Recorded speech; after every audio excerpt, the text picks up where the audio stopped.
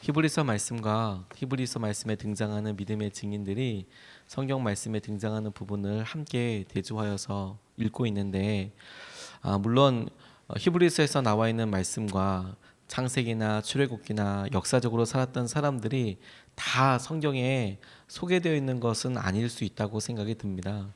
더 많은 삶의 고백들이 있을 것이고, 또 더 많은 하나님과의 내밀한 관계들이 있었겠지만, 그런데 성경 말씀을 통해서 살펴볼 수 있는 부분들을 중심으로 해서 우리가 같이 살펴보고 있습니다. 모세가 처음에 갈대 상자에 그렇게 띄어져서 갈대밭 사이에 누워 있을 때, 그리고 바로 왕의 딸 공주에게 발견되었을 때, 그때부터 모세가 히브리 사람이라는 것을 다 알고 있었습니다.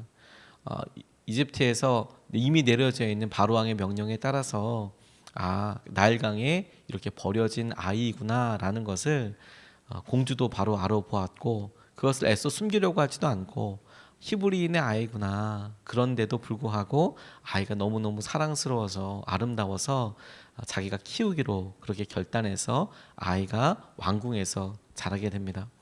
수없이 많은 어떤 지혜의 보고라고 이야기할 수 있는 똑똑한 사람들도 많이 있었을 거고, 책도 많았을 것이고, 교육의 기회도 많아 있을 거고, 또 재정이나 여러 가지 것에서 정말로 많은 것들을 누릴 수 있는 그런 환경들이 있었지만, 하나님께서 오늘 모세의 삶에 있어서 주목하고 계시는 믿음이었다라고 이야기하고 계시는 부분이 우리의 삶에서 참 동일한 울림이 될 때가 있다는 것을 말씀을 묵상하며 알았습니다. 첫 번째로 하나님께서 우리에게 모세를 통하여 이게 믿음이야 라고 말씀하시는 부분을 보면서 깨달은 것은, 고난의 시기에 함께 있었던 것, 하나님께서는 그것을 믿음으로 불러주시더라 라는 것에 주목하게 되었습니다. 오늘 히브리서 11장 24절 말씀에 보면, 24절 25절 말씀에 보면, 어른이 되었을 때에 바로왕의 공주의 아들이라 불리기를 거절하였습니다. 그는 잠시 죄의 향락을 누리는 것보다 하나님의 백성과 함께 학대받는 길을 택하였습니다. 이렇게 히브리서에서 말씀하고 있는데, 출애굽기 2장 11절에서 12절까지 말씀에 보면, 어느 날 그는 왕궁 바깥으로 나가 동족에게로 갔다가 그들이 고되게 노동하는 것을 보았다. 그때에 그는 동족인 히브리 사람이 이집트 사람에게 매를 맞는 것을 보고, 이렇게 나와 있습니다. 모세가 왕자의 신분이었다고 생각이 듭니다. 아니, 왕자의 신분이었습니다. 그럼에도 불구하고 자신의 뿌리를 잊지 않고, 그리고 자기의 형제들이 노동하고 있는 곳으로 가서 그들과 함께했다, 이렇게 이야기하고 있는 것이죠. 성경 말씀은 모세가 학대받는 자리에 함께하고 있었다라고 이야기하는 그 장면을 보니까, 그가 실제로 자기의 형제 자매들이 일하고 있는 곳에서 그들이 어떻게 하고 있는지, 그들이 하고 있었던 일을 보고 지키고 있었던 것을 보게 됩니다. 같이 일했던 것도 아니고, 뭔가 노동을 같이 하고 있었던 것도 아니고, 여전히 자기의 신분은 왕자이고 여전히 재물과 많은 것들을 갖고 있었지만, 그의 마음이 거하는 곳이 어디였냐면 형제들이 고통받는 곳과, 특별히 바로 그것이 하나님께서 주목하고 계시고 하나님께서 함께하고 계시는 것, 그곳에 머물러 있는 것을 보고 하나님, 것이 믿음이다라고 말씀하고 계시는 것이죠. 하나님의 시선이 약속된 시간을 향해서 가고 있습니다. 이제 출애굽을 해야 될 텐데, 그리고 하나님의 마음이 고통받고 있는 이스라엘 백성들에게 남아 있습니다. 머물러 있습니다. 누군가가 저들을 구원해야 할 텐데, 그런데 모세가 그와 같은 전후 상황을 모두 다 알았다라고는 잘 알 수는 없지만, 적어도 그가 왕자임에도 불구하고 자기의 아픈 형제 자매들 놓고, 핍박받는 자매들 놓고 그 자리에 함께 있었다. 이런 것들이 하나님께서 우리에게 내 마음 안다, 고통과 고난의 자리에 함께하는 것에 대한 하나님의 마음이라는 생각을 하게 되었습니다. 어제 오랜만에 서점에 가게 됐는데, 서점에서 오랜만에 예전에 대학 다닐 때 즐겨 가던 코너에 가게 됐습니다. 그동안에는 계속 신학 서적이나 설교 말씀이나 제게 필요한 여러 자료들을 보러 갔다면, 어저께는 조금 더 새로운 마음이 들어서 예전에 제게 참 많은 영향을 주었던 책을 다시 보게 되었습니다. 이상하게 그 책을 정말 여러 번 읽었는데 이사를 여러 번 하면서 그 책만 없어진 겁니다. 이런 경우가 다 있나 싶을 정도로 그 책만 없어지고 또 좋아하던 책꾸러미만 이렇게 한꺼번에 없어지는 일이 있었어요. 그래서 참 그렇다. 그런데 그 생각이 나더라고요. 그 책을 다시 뽑아 들고 샀습니다. 책값이 많이 올랐더라고요. 똑같은 책을 두 번 사니까 이 정도 가격은 아니었는데, 그리고 사서 어저께 와서 이렇게 읽으면서 깜짝 놀랐습니다. 그 책의 주요 내용이 시집이었는데 그 저자가 시인이 자기가 겪고 있었던 사회상에 대해서 아파하는 내용을 이거 글로 이렇게 썼던 글입니다. 당시에는 노동운동을 하는 사람도 있고 대학에서 데모도 할 때고 뭐 이럴 때에 그분은 열심히 데모를 하는 사람도 아니었고 그냥 그런 것을 보고 아파하고 힘들어하는 그런 내용들이 이렇게 쓰여져 있었습니다. 자기 친구들 중에서 같은 선후배 관계 가운데 같은 동아리 들었던 사람들 가운데 안타깝고 힘든 상황들에 처해서 너무 어렵겠다. 그런데 그 자리에 함께 있으면서도 자기는 계속 방황만 하고 어떻게 해주지도 못하고 힘들어하는 그런 모습을 보면서 그냥 괴롭고 힘들었다. 뭐 이런 내용들이 주로 있었습니다. 그런데 제가 대학 다닐 때 그 모습이 제게는 굉장히 많이 공감이 되었었던 것 같습니다.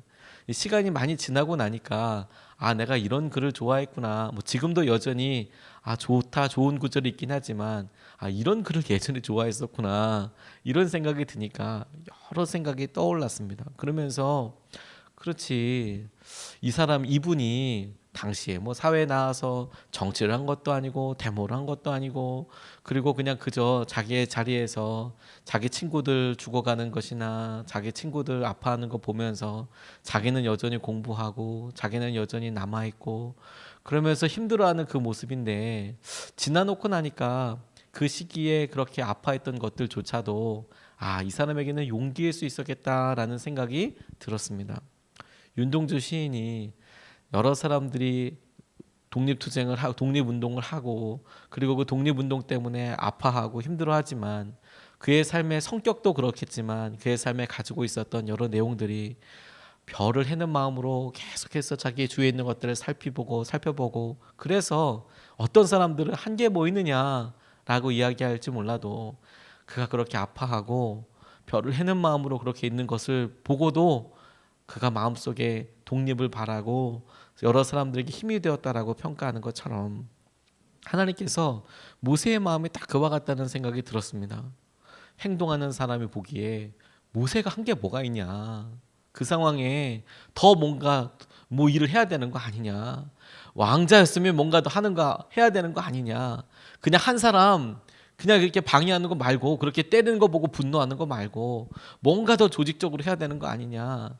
그런데 하나님은 그가 어떤 일을 했느냐라기보다 그가 자기의 신분과 상황과 그런 모든 것에서 불구하고 그 자리에 있어서 하나님 마음을 같이 품고 아파했다. 그게 믿음이었다 라고 이야기하시는 것 같아서 주님께서 우리의 마음에 주님의 마음이 있는 곳에 우리가 가 있기를 원하고 우리가 같이 쓰임받기 원하고 그렇게 기도하는 것을 믿음이라고 이야기하고 계시겠구나. 주님의 마음이 있는 곳에 우리 가 있게 해달라고 그렇게 기도해야 한다라는 생각이 들었습니다. 두 번째로 붙잡은 것은 무엇이냐면 부끄러운 순간에도 하나님은 모세의 진심을 아셨습니다. 아셨다는 것에 주목하게 되었습니다. 부끄러운 순간임에도 불구하고 하나님께서는 모세의 진심을 아셨다. 출애굽기 2장 13절로 15절까지 말씀을 부분 보면 그가 다시 나가서 보니 히브리 사람 둘이 서로 싸우고 있었다. 그래서 그는 잘못한 사람에게 말하였다. 당신은 왜 동족을 때리오?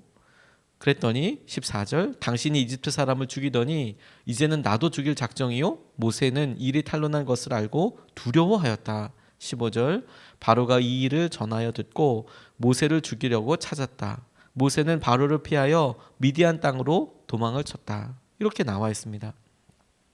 다음날 다시 가보니까 다음날 다시 자기의 백성들이 일하고 있는 형제들이 일하는 곳에 가보니까 이번에는 이집트 사람과 히브리 사람이 아니라 히브리 사람 둘이 그렇게 서로 때리고 있는 겁니다. 중재하려고 말리려고 보니까 그 중에 한 사람이 어제처럼 근데 나도 우리도 때려 죽이려고 하냐. 그 말이 너무 깜짝 놀랐습니다. 왜 아무도 모를 거라고 생각을 했는데 자기가 했던 그 일을 본 사람이 있었고 그리고 그것이 전혀 예상치 못했던 사람의 입에서 불쑥 튀어나오는 것이죠. 이제 나도 죽이려고 하느냐. 어제 애굽 사람을 죽였던 것처럼. 얼마나 놀랐을까요? 이 상황이. 얼마나 놀랐을까요? 그가 얼마나 놀랐는지는 그 다음 행동을 보면 압니다. 그가 뭘 정리하고 뭐 이런 상황이 아니라 바로 그날 탈로 되자마자 바로 도망쳤다라는 것을 통해서 볼 수 있습니다. 바로 왕에게도 들어가니까 그를 죽이려 했다. 이렇게 나와 있죠. 본인이 살인한 것에 대해서 그게 도망간 것을 두려움이었다라고 그렇게 출애굽기는 이야기하고 있는 것이죠. 그런데 이 부분을 묵상하는데 히브리서는 믿음이었다라고 이야기하는데 두려움이었다라고 이야기하는 것이 굉장히 오랫동안 기도하게 되는 본문의 내용이었습니다. 근데 가만히 생각해 보니까 출애굽기를 기록한 사람은 누구였나에 대해서 생각하게 되었습니다. 모세라고 알려져 있는데 학자들 대부분이 모세가 모세오경을 썼다고 창세기, 출애굽기, 레위기, 민수기, 신명기를 썼다라고 이야기하는데 출애굽기를 쓴 모세가 자기에게 있어서 가장 숨기고도 싶기도 하고 자기에게 있어서 뭔가 믿음인지 믿음이 아닌지 아니 믿음이었다라고 얘기하고 싶은 부분 이 부분을 그냥 액면 그대로 두려워서 떠났다 라고 이야기했던 것에 대해서 주님께서 여러 번 계속 질문하고 물으면서 깨닫게 해주셨습니다. 도대체 모세가 무슨 마음으로 이것을 이렇게 쓴 걸까? 자기의 삶에 있어서 분명히 규정되지 않은 시기가 있더라고요. 이게 믿음이라고 얘기하기도 그렇고 두려움이고 근데 힘들고 어려운 시기였고 그런데 그렇게 저지르고 보니까 이걸 두려웠다라고 기록을 하고 있는데 그런데 하나님께서 이렇게 생각하면 뭔가 정확하게 결정되지 않는 부분들에 대해서 하나님은 히브리서 기자를 통해서 이렇게 보듬어주고 계시는다는 느낌이 들었어요. 11장 26절 말씀에 히브리서 보면 모세는 그리스도를 위하여 받는 모욕을 이집트의 재물보다 더 값진 것으로 여겼습니다. 그는 장차 받을 상을 내다보고 있었던 것입니다. 이렇게 이야기하고 있는 겁니다. 그리스도를 위하여 받는 모욕을 이집트의 재물보다 더 값진 것으로 여겼습니다. 그는 장차 받을 상을 내다보고 있었던 것입니다. 하나님께서 모세가 두려움 때문이라고 고백했지만 그 일에 백성들을 사랑하는 마음, 측은히 여기는 마음과 그들을 구원하기 위한 하나님의 마음이 계속되고 있는데 그 마음이 순간적으로 들고 행동하고 그렇게 해서 만약에 내가 이 일을 하게 된다면 아주 작은 일이어도 포기하게 될 여러 일들 그리고 실제로 왕자의 자리에서 내려와서 그냥 도망쳐버리게 되는 도망자로 살아가게 되는 과정 이런 것들에 대해서 포기한 것을 가볍게 여기지 않으셨구나. 여전히 모세의 마음 가운데 갈등이 있었던 것처럼 보입니다. 그가 무서워서 도망갔다고 이야기하지만 사실은 일이 큰일이었고 그리고 자기의 삶이 완전히 변하게 되는 그런 삶이었는데 하나님께서는 그 마음속에 그래도 남아있는 선한 의지들과 선한 것들에 대해서 네가 그렇게 한 것이 믿음으로 멀리 있는 상을 바라본 것이다. 우리의 마음속에 어떤 일을 하고 났을 때 구분이 안 가고 있는 일이 참 많이 있거든요. 이게 내 실수, 인간적인 연약함이라고도 생각이 들 때가 있고 반면에 그럼에도 불구하고 이거 믿음이었습니다, 주님. 이거 믿음이었습니다. 이거 믿음이었습니다라고 안에 있는데 그런데 우리가 아직까지도 마음속에 구분하고 힘들어하지만 하나님께서 그거 믿음으로 보아주신다. 우리의 마음과 사정을 알아서 하나님께서 행하여 주시는 것을 보게 하여 주시고 알게 하여 주신다. 이런 믿음의 고백이라고 제게 기도하면서 깨달아졌습니다. 두려웠다고 말하고 싶은데 하나님께서는 이 일을 통하여 당신의 계획을 이루어 가실 것이다. 너 그 일을 통해서 하나님께서 이루어 가고 계신다. 이것이 하나님께 더 하나님이 일을 이루어 가시는데 내가 한 것이 방해한 것이냐 이게 오히려 걸림돌 된 거 아닌가 이런 고민과 상관없이 하나님께서는 그 마음을 보여주시고 보게 하시고 생각하게 하신다는 생각이 들었어요. 모세의 삶과 보면서 아브라함에게 하나님께서 약속하실 때에는 너희 자손들이 400년 만에 돌아오게 될 것이다, 이렇게 약속하여 주셨거든요. 근데 모세를 통해서 실제로 이스라엘 백성들이 출애굽할 때를 보면 430년 만에 출애굽하게 됩니다. 30년이나 더 길게 되는 시기를 여러 이유들로 설명하게 되지만 말씀을 묵상하면서 문득 그런 생각이 들었어요. 모세가 이런 일을 경험하게 됐을 때가 이제 390년 정도 되는 시기라고 볼 수 있을 텐데, 그 10년 동안에 하나님께서는 모세를 통하여 어떤 일을 하셨을지 모르겠죠. 이미 일은 저질러지고 이런 일이 일어났고, 이게 좋은 일인지 나쁜 일인지 모를 만큼 이제 하나님 나라 가서 확인해 봐야 될 일, 성경에 쓰여져 있는 단편적인 내용으로 이게 도대체 어떤 내용인지 모를 일들이 있는데, 그런데 하나님께서 그 잊혀진 모세의 광야 동안 40년 동안 390년에 이런 일이 있어서 다시 이집트로 돌아와서 애굽으로 돌아와서 돌아오기까지의 30년을 더 기다리게 되고 더 어려운 일들을 겪게 되고, 이게 모세 때문인지 아닐지는 모르겠지만, 근데 하나님께서는 그의 마음속에 있었던 이런 두려움과 염려들에 대해서 그거 믿음이었다, 믿음으로 봐주신다고 하니까 그게 감사하고 기쁨이더라고요. 저는 잘못한 사람들에 대해서 뭐 그걸 잘했다라고 이야기하고 싶지도 않고, 저 자신에 대해서 잘못한 것에 대해서 그게 용납된다라고도 이야기하고 싶지는 않습니다.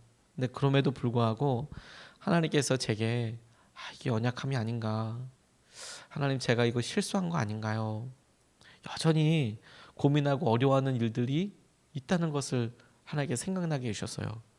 하나님 혹시라도 이것 때문에 상처받은 사람이 있지는 않을까요? 하나님 제가 이거 실수한 것은 아닐까요? 그런 이야기들이 시간이 아직 충분히 다 지나지 않았기 때문에, 그 일의 결국을 다 보지 않았기 때문에 나는 잘 모르겠습니다. 그렇게 생각되어지는 일들이 몇 가지 있는데, 그런데 이 히브리서 말씀이 제게 너무 큰 위안이 되었습니다. 하나님 그래도 제 마음에 조그만한 선한 의지는 있었습니다. 하나님 모두가 다 그 일에 대해서 뭐라고 이야기할지는 몰라도 하나님 그런 제 마음속에 진심도 있었습니다. 근데 모세에게 하나님께서 그렇게 마음의 심중을 알아주시고 그의 마음을 붙잡아 주시고 이해해 주셨다면, 하나님 내게도 우리에게도 믿음이라고 이야기해 주실 부분들이 있겠구나, 이런 하나님의 마음을 붙잡아야겠다는 생각이 들었습니다. 하나님 우리에게 우리의 속마음을 다 알고 계시니까 우리가 자녀들에 대해 그렇게 한 게 하나님 그래도 믿음의 선한 부분이 있었습니다. 하나님 알아주십시오. 하나님 우리가 그렇게 그런 일을 했던 게 안타까움일 수도 있고 연약함일 수도 있지만, 하나님 아직 이 일이 다 끝나지 않았으니까 하나님께서 하신 은혜대로 우리가 깨닫게 해주시고 보여주십시오. 이렇게 기도해야겠구나, 이런 생각으로 하나님 말씀 붙잡게 되었습니다. 오늘 두 가지 말씀을 같이 나눴습니다.